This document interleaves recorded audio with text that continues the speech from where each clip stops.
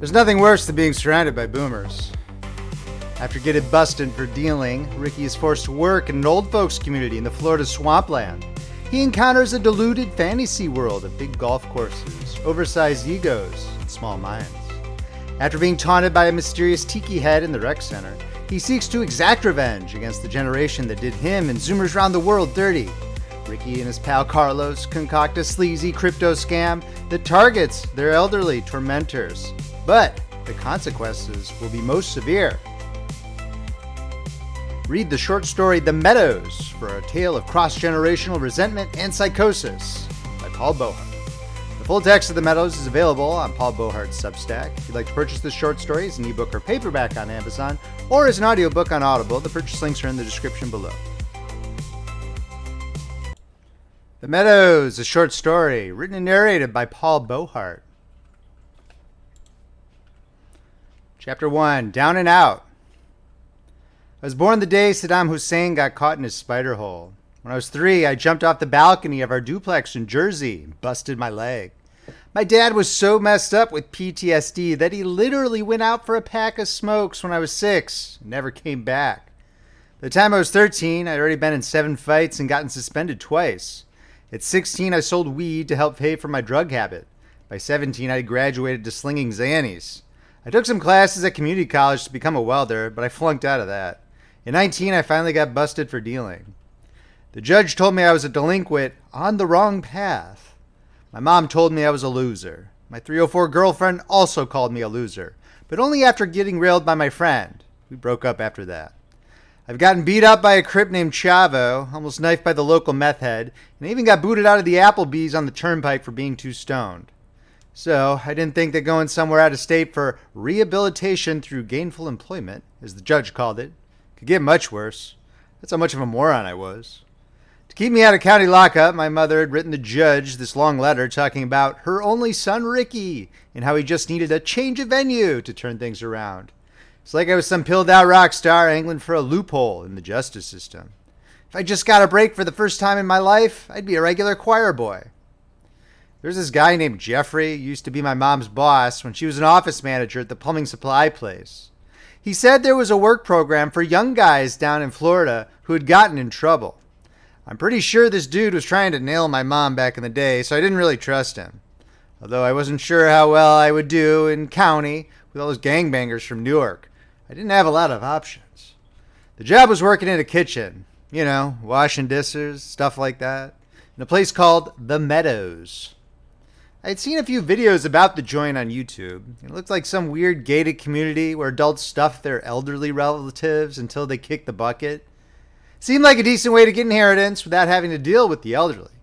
I didn't necessarily hate old people, but like everyone else my age, we thought boomers were annoying. I had no idea what to expect, but seeing how I had no other place to go, I headed down to Florida on a Greyhound.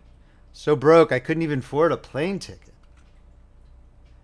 When I got to the bus station in Tampa, that crusty guy Jeffrey picked me up in his Tesla. He had on a Panama Jack hat that boldly proclaimed the Bahamas across the brim. He was at a place at the Greyhound station, which appeared to be populated by drug addicts and single moms. "It's great to see you again, Ricky," he said with a wide grin. He put out his right hand in an attempt to give me a fist bump like it was 2008. I hesitated at first, but bumped it back since I knew I needed to kiss some rear end, per the judge's orders. "Yeah, thanks, Mr. Jeffrey. You're old enough to call me Jeffrey," he said. "Well, thanks for picking me up at the bus station, Jeffrey. My mom says hi," I said, trying to make some small talk.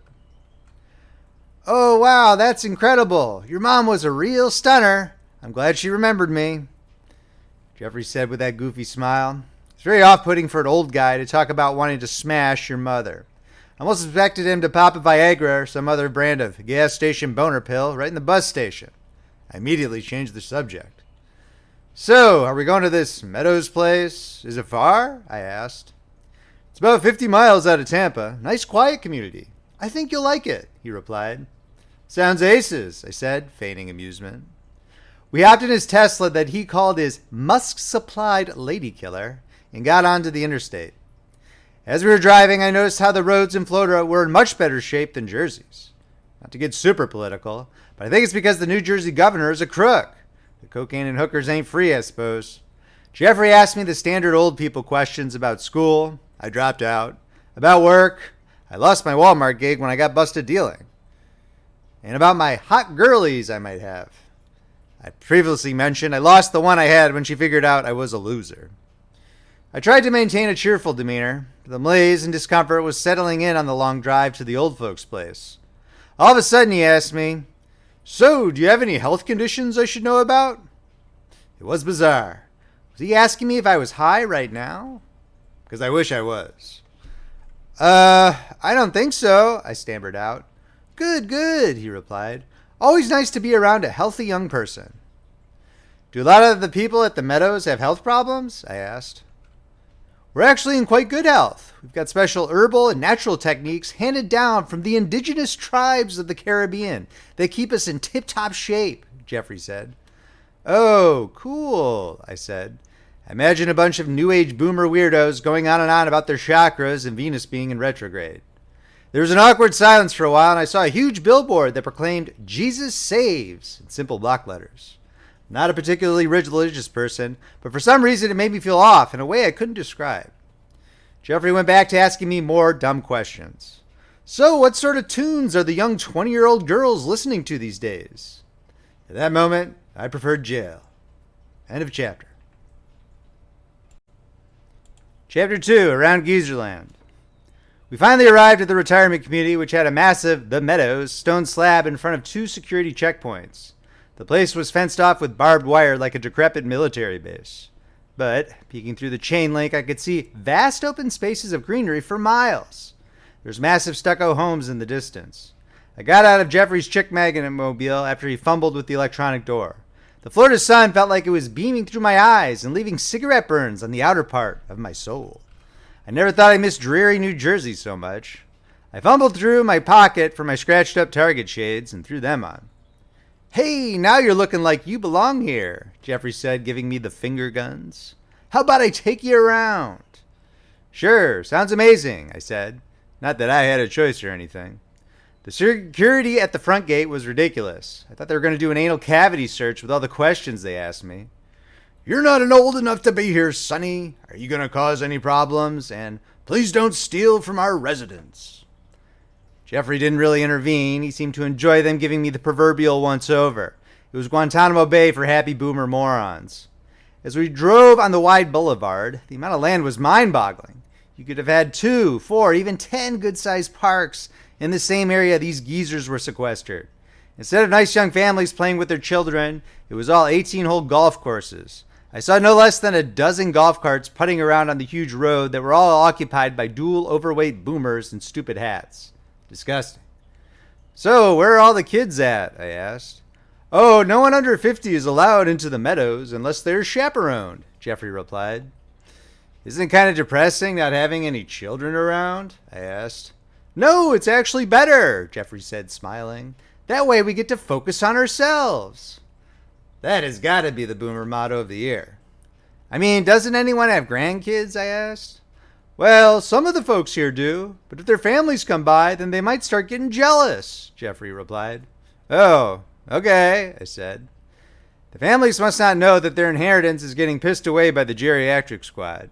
The classic boomer move of blowing the generational wealth on a 20-year-old Filipino wife would have probably been less shameful. Jeffrey saw I was uncomfortable. I don't want you to think we hate young people, though, he said. We bring them by to honor them on occasion. Do a good job at work, and I'd be honored to honor you. He smiled at what I believe was a pun. I tried to fake a chuckle. Let me show you the car guys. They're great, Jeffrey said as we pulled into a huge Spanish-style building. The stone sign out front had Meadows Rec Center, come party, etched into it. Attached to the 3-story building was a massive multi-bay garage. Inside, a bunch of old people were wrenching on an array of classic cars. Bill! Jeffrey hollered into the garage. Great to see ya! How's it going? Oh, just taking care of my baby here, he said, pointing to one of the red cars. Hey, who's this? The fat man gestured at me like I'd just been dragged out of a shipping container from a Sri Lankan landfill. Oh, that's Ricky. He's going to be doing some work for us, Jeffrey said. He knows the rules, doesn't he? The fat man asked. I wasn't exactly sure why there were rules like I was back in high school. Apparently, existing as a young person in the Meadows was grounds for interrogation. Not yet, but I'll explain to him later, Jeffrey said. He turned toward me. Do you recognize Bill's car? I don't know much about cars, I said. Never having enough money to actually own a car sort of precludes interest in them. Is it a Corvette? They simultaneously erupted into laughter, the flappy skin on their necks vibrating in unison. A Corvette? That's not even the right make, Bill said. It's a '68 Mustang. Don't you young people know anything? They continued guffawing. At least I know how to open a PDF file, Gramps, I wanted to say. But I held my tongue and stood there in a state of indifference. Let's keep moving, Ricky. I'll introduce you to the Bridge Club, Jeffrey said. Sounds amazeballs, I said, impersonating a boisterous millennial. We walked through the garage into the rec center. It smelled like old people and burnt toast. A terrible combination. It reminded me of having to visit my great-grandma in the old folks' home on a monthly basis when I was a little boy. I always thought about how many people would croak in that place before the next time I had to return for a visit. The smell in the rec center brought about the existential dread of pending death. There's Meryl, who runs our tech training program. It teaches us folks in the Meadows how to use WhatsApp so we can text each other. Very useful for our soirees, which can get a bit erotic, Jeffrey said, winking at me. I was mortified. Hey, Meryl, Jeffrey hollered. A woman who must have been pushing 100 looked up from her card game and stared at me. Oh, my dear, a young person. Can you please explain to me this video I saw on Facebook? She said, shoving her iPhone in my face. On the screen were two kittens. One of them was cooking Chinese dumplings, and the other was doing a sort of breakdance while donning a headband. I think it's AI, I said. I mean, they're not real cats. It's made by a computer program. Oh, yes, I see. Thank you, dear, she said, tucking her phone away. For some reason, she was not embarrassed in the slightest. I don't understand how boomers can so easily be tricked by AI. It's not like they were raised in caves. It's frightening that these people vote and have gargantuan sums of money to push the rest of us around. So that's our rec center. Pretty exciting, huh? Jeffrey said. Let's get you to your dorm now. I looked around at the flanks of olds playing bridge. Above the rickety card tables mounted on the wall was an intricately carved mask within a glass case. It looked like a giant tiki head that belonged in a Hawaiian-themed beach bar. The onyx black eyes were staring at me. A chill ran up my arms. Hey, what's that head thing? I asked. Oh, that, Jeffrey said. One of our residents brought it back from Barbuda. I always thought it was a bit strange. Barbuda? I wasn't even sure where that was. South America, maybe? These clouds got to visit exotic destinations, and the travel highlight of my youth was the free fudge in Hershey, Pennsylvania. It's pretty weird looking, I said. Why is it in here? Just never mind the head. We need to get it going here, Jeffrey insisted, and began shoving me in the back. I took another look at the creepy head on the wall as we were leaving. I could have swore it grimaced at me, but I figured I was just having withdrawals from some drug or another. So this is your dorm room, Jeffrey said as he cracked open the metal door that was painted off-white. Usually it's a Guatemalan in here, but for now, it'll just be you. I've stayed in worse, I said, surveying the dank room. There was a metal cot with a mattress that couldn't have been more than 2 inches thick. I sat down and could hear its rusty springs wince in pain, even though I'm a skinny boy. There's a puddle of water in the corner. Hopefully it was a leaky pipe instead of someone's piss. Thanks, Jeffrey, for showing me around, I said, trying to stay positive. You'll start work in the kitchen tomorrow. Just report there and they'll know you're coming. Have a good night, and thanks for joining us at the Meadows, Jeffrey said, raising his arms to emphasize the grandness of the locale. Yeah, good night, I replied. Oh, wait. I'm not going to lock you in, but no going outside the Meadows at night, Jeffrey said. Okay, I said. Before I could question why such a rule existed, or whether or not it was violating my human rights, Jeffrey had shut the door. I turned out the solitary light in the windowless room and stared at the glow of my phone. I logged into the Meadows Guest Wi-Fi. It wanted my credit card information to access the internet.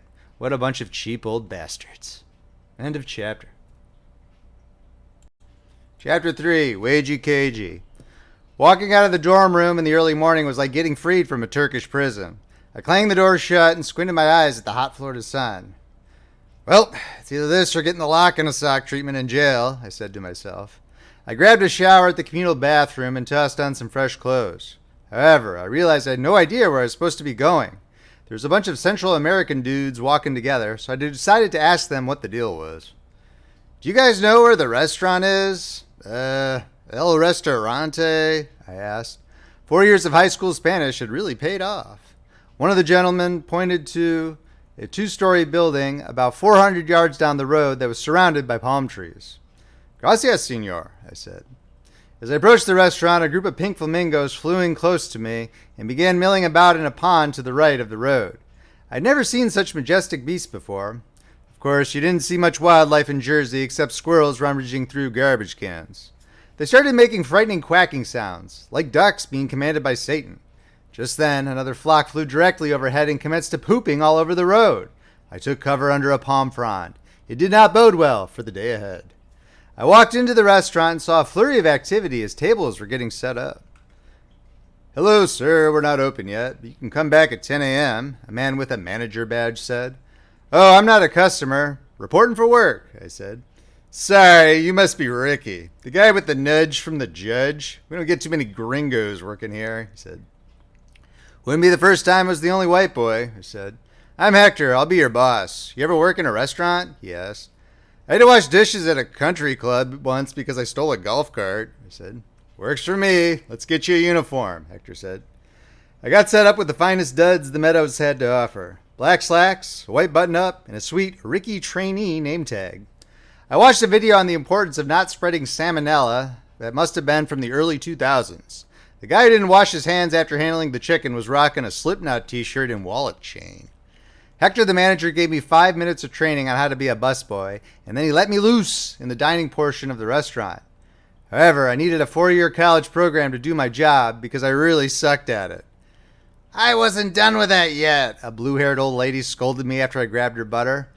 Can't you see I need my water? An elderly man screamed at me from across the room. Where did you learn how to move? An octogenarian woman said with a grumpy frown.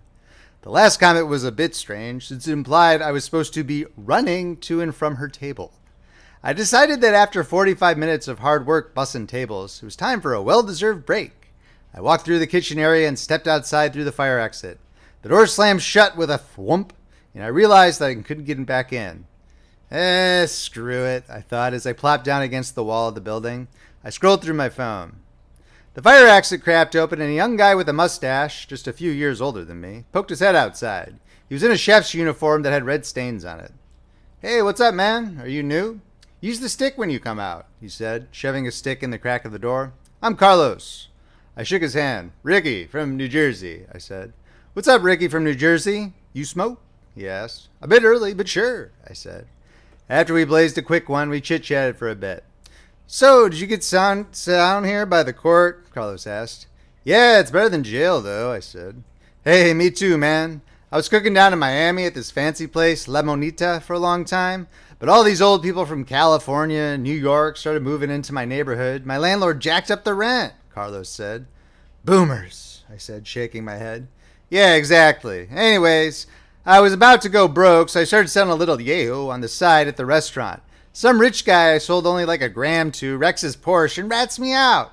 Next thing you know, I'm standing before the judge, Carlos said as he started laughing. You're going to the Meadows to learn respect, the judge told me. I never heard of this place. Thought I was going to work at some rehab facility. I had no idea it was some weird old person compound. How long you been here? I asked. Oh, just a few weeks. Have you seen this place at night? Carlos asked, smiling. No, I just got in yesterday, and they pretty much locked me up, I said. There's a reason Hector makes us clean up quick after dinner, Carlos said. Be careful if you step out of your room. Later that evening, I decided to take a little stroll. I quietly shut my Stalag-style metal door and headed out toward the road. I could hear the faint murmurs of my fellow dorm residents and see light streaming from under their doors. One room had the door cracked open, and there was a group of guys playing cards. They stared at me frightened. I moseyed out onto the road, and there was a group of old people walking in a line. I thought it was strange that they weren't tooling around in their usual golf carts. They walked in single file, almost in a trance. It looked like they were marching to work in a factory during the Soviet era. One of the old ladies spotted me and pointed a withered finger at me like it was cursed. He's not supposed to be here, she said. Sorry, just trying to find the bathroom, I said. "We're not ready for you yet," another old man said. I went back to my dorm room hole and reminisced on the things they loved and missed about New Jersey, mostly the fast food options. End of chapter. Chapter 4, The Grift. After a few weeks, I was really hitting my stride at work. I could bust with the best of them, changing out old people's water, setting the salad plates properly, and I even managed to call the ambulance when some geezer took a spill and busted her hip. Hector was so impressed he promoted me to waiter, assuming things weren't getting too busy in the dining room. Carlos and I were in simpatico, always clowning around during our shift and getting high on the daily. Carlos had this bit where he would toss the plate of food on the counter and yell, "Hurry up, I need friggin' hands," at me, even when there was only like 3 people eating in the restaurant. To get him back, I would make up fake orders for the kitchen, like a pizza with little sandwiches and Doritos on it. Carlos and the guys from Guatemala would start laughing and then call me a pendejo. One of the other games we would play was if there was a complaint about the food, Carlos would try and guess the age, race, and gender of the person. For example, there was this one woman who said the coffee was too cold, but the onion soup was too hot. Carlos said as he tossed an ice cube in the soup. 85, Asian, and female. Close, I said, holding up a covert picture I'd taken of the subject. More like 90, white with blue hair, and female. Ah, man, Carlos said, snapping his fingers. I need to get better with my old people radar. So things were going pretty well at the Meadows, but then we decided to screw it all up. "Hey, you ever hear of Alpha Coin?" Carlos asked me as we were blazing a mid-afternoon joint. "Is that the one from the Alpha Guys? I love that podcast," I said. "Yeah, they just started a coin, but you need a lot of upfront money to buy any. Check it out and let me know if you want to invest," Carlos said. "Well, okay, but I don't have that much cash," I said. "Maybe we can explore some alternative investment strategies," Carlos replied with a wink. That night, I took a look at the Alpha Guys podcast on YouTube regarding the crypto. I usually just watch them for their weightlifting and looks maxing content. The crypto space always seemed really dorky to me. Nerds going on and on about the blockchain or whatever. However, Carlos's recommendation had piqued my interest. "Are you ready to 10x your portfolio, bro?" said Tyrone, the more vocal of the Alpha Guys pair. "Then get in on Alpha Coin at the ground floor." Tyrone was driving around a supercar in what I think was Miami. There was a major babe, who looked Brazilian, in the passenger seat. He was doing donuts in a parking lot in front of some luxury apartment. "Get you some Alpha Coin, playboy," Tyrone screamed into the camera. "Just $4,000 for your startup investor package." Oh man, $4,000, I thought. There's no way I could have come up with that money, even at the pinnacle of my drug peddling career. I hope Carlos had a master plan for us. Of course, like most things in my life that I thought would be a win, it turned out to be a disaster. So all we got to do is use this thing to get the funds in my burner account, Carlos explained, showing me an image file of a fake QR code on his phone. Once we do that for like a week, we can get enough cash money for the startup package. All you need to do is put this bad boy on your phone, tell them to scan to pay for their food as part of the Affinity program, and it's like an infinite money glitch. I mean, I understand that we're going to scam these geezers by double charging them for their orders, but what about when they figure it out, I asked. Well, that's the beauty of it. Once we have the Alpha Coin, we'll be making so much money, we can just put it back into their accounts. It won't even show up on their credit card statements, Carlos said. So it's not really stealing, it's borrowing? I asked. Exactly, brah, Carlos replied. Well, that was all the lecture on morals I needed to justify the endeavor. I was eager to get started on the grift. The dinner rush hit early, and Hector still had me on the floor as a waiter. The first 2 rubes I was going to try the QR code scam on had ordered the lutefisk, which smelled nasty. "So, how was everything today, folks?" I asked, presenting them the real bill from the restaurant. "Oh, I just love that lutefisk," the elderly lady said. "Just put it on my tab, please, and give yourself $3 as a little extra present for you and your girlfriend." "Oh, wow, $3. Maybe I can buy my girlfriend a pony," I said. "We're also using this new QR system now to get you folks your Affinity program points. If you can just scan it with your banking app, that would be totally super." I was a bit nervous as I pulled up the scam QR code, but the old lady scanned it without a moment's hesitation. I ran back into the kitchen and Carlos was already checking his phone. $90, nice man, just keep going, let's see how much we can get, Carlos said. I waltzed back into the dining room to see if the geezers were checking their phone and wondering why they were getting a bank notification about a double charge. Or, more troubling, if they were on the phone with their kids wondering why some punk waiter was asking them to get affinity program points from his personal phone. However, they already left the restaurant like they had to catch the start of Wolf Blitzer on CNN. I can't believe that worked, I thought to myself. I went from table to table that night just picking off old people like it was deer hunting season. They just didn't seem to care what happened to their money. They must have so much. It's made them stupid. I figured I was doing them a favor by redirecting their wealth towards something productive. The invisible hand of the free market and all that jazz. Hey, Carlos, how'd we do? I asked as I went into the kitchen after we closed. Almost $1,000. 4 more days of this and we'll be drowning in alpha coin and babes, he replied. My new dream of flying the coop to Miami and being a skeezy online influencer was coming to fruition. End of chapter. Chapter 5, down below. In my dorm room, I was fading into dreams. Even though I hadn't played Fortnite in years, a cat girl appeared in one of the well-known skins. Aren't you upset you stole that money? She asked me, wiggling her cat ears suggestively. What if I give it back? I replied. If ifs and buts were candies and nuts, then we'd all have a Merry Christmas, she said as she gyrated her hips in a dance between each syllable. Just then a knock on the door woke me from my slumber. I cracked my big metal door open and saw Jeffrey's Panama Jack hat. Hey, Jeffrey. It's 11 p.m. and I've work tomorrow. What's up? I asked. Hey, champ, Jeffrey said. We know it's a bit late. We? I inquired. Oh, just me and some of the folks from the Meadows Leadership Council, he replied. Can you throw on a shirt and come with us? We've got a surprise for you. I was leery that this was going to involve some weird sex thing, but I tossed on an ironic Ed Hardy t-shirt against my better judgment. I rode in the back of a golf cart that had a "Now I'm 80, feeling datey" bumper sticker driven by a woman who could barely see above the plastic steering wheel.